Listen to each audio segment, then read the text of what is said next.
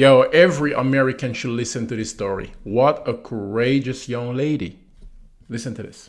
Over the past decade, there has been as high as a 4,000% increase in children being referred to so-called gender clinics across the United States. I was one of these children. My name is Chloe Cole, and I am an 18-year-old former transgender child. I transitioned from the age of 12 up until 16 when I realized it all was a lie. My story is a cautionary tale. Children and parents across the country have been caught off guard by gender ideology.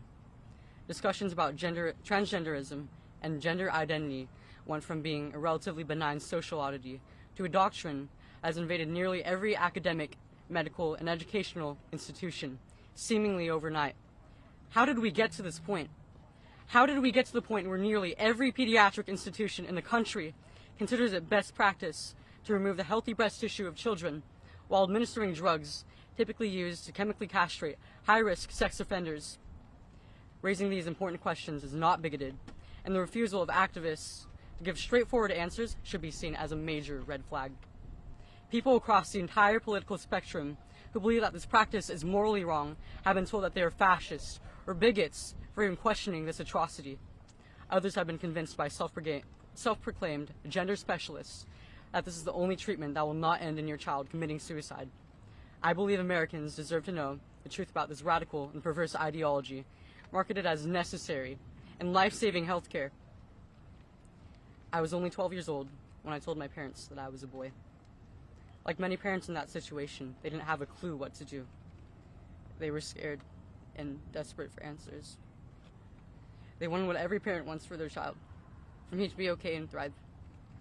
At 13 years old, on the advice of so-called medical professionals, I was put on puberty-blocking medication, and only a month later, I was given my first testosterone injection.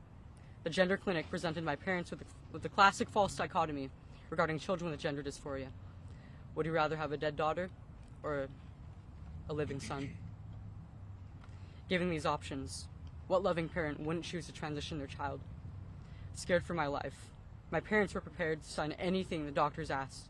This was not informed consent. It was a decision forced under extreme duress.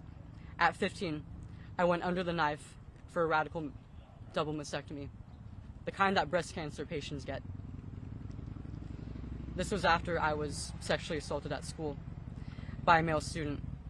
I just told myself to man up, but I lived my life in constant hatred of my breasts.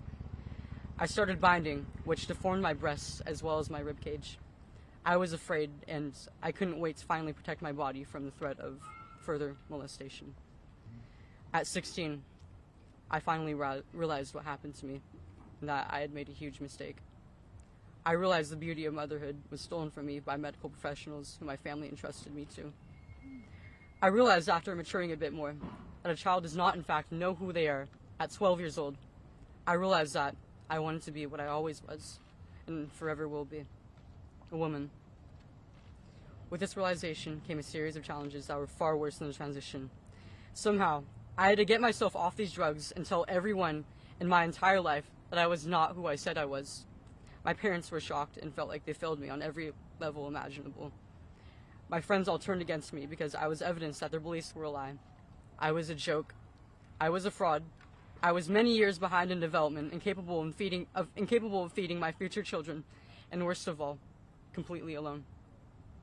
Even the medical professionals who got me into this mess now have no idea what to do with me, and they refuse to help me. It almost killed me, as it has killed many who regret transition.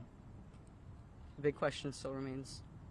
I was a 12-year-old introduced to the idea that they could do something as ridiculous as change their sex. I was and still am the type of kid that never really fit into social norms. I was a tomboy, I was shy, I didn't socialize easily. At 11, I made my first Instagram account. I had unmonitored internet access. It wasn't long until I was exposed to a ton of LGBTQ content online, and I had never seen anything like it. You mean that all I have to do is subscribe to this ideology, and then I'm an accepted, celebrated, and valued member of the most talked about community on earth? Transgender people are the most celebrated subset of this community. I saw the unbelievable amounts of praise and attention they got online, and subconsciously I yearned to have a piece of it. With every milestone in my medical transition, I was given more and more attention and celebration. It was the ultimate high. Even in person, I got more attention. Girls would have crushes on me, and I would have people come up to me in the hallways asking to make friends, and it was unprecedented for me. I felt like a celebrity. Being a kid, I didn't know just how superficial these relationships were until they all suddenly abandoned me just for struggling to become who I am. Much of this gender confusion is based on old regressive stereotypes of men and women, which are now being reinforced with hormones and surgeries. Women can have short hair and be interested in playing sports and partaking in physical activities. Men can grow their hair out and wear makeup. It does not change their biology. The truth is, this practice is harming more and more children every day.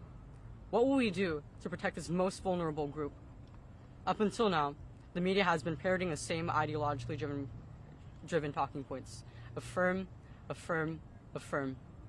The closest I've touched to mainstream media is a Forbes journalist who wrote a hit piece on me calling basic human biology transphobic. There are many detransitioners speaking out, and they are ignored by the institutions most responsible for the search of truth. Up until today, most politicians on the left and right have done nothing but get into Twitter fights on this issue. There is no second chance at childhood, so we must do our best as adults to guide our children to pathways that lead to healthy bodies and minds instead of depression and disfigurement. No child deserves to suffer under the knife of a gender-affirming surgeon. America's children, all children, deserve better. Thank you.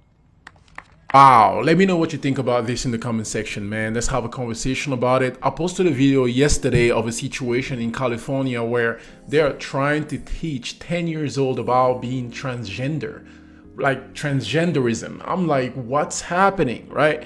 Anyway, God bless you. God bless this young lady for being such a courageous individual. Let me know what you think about it. God bless you.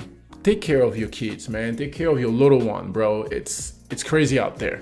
Catch you on the next one.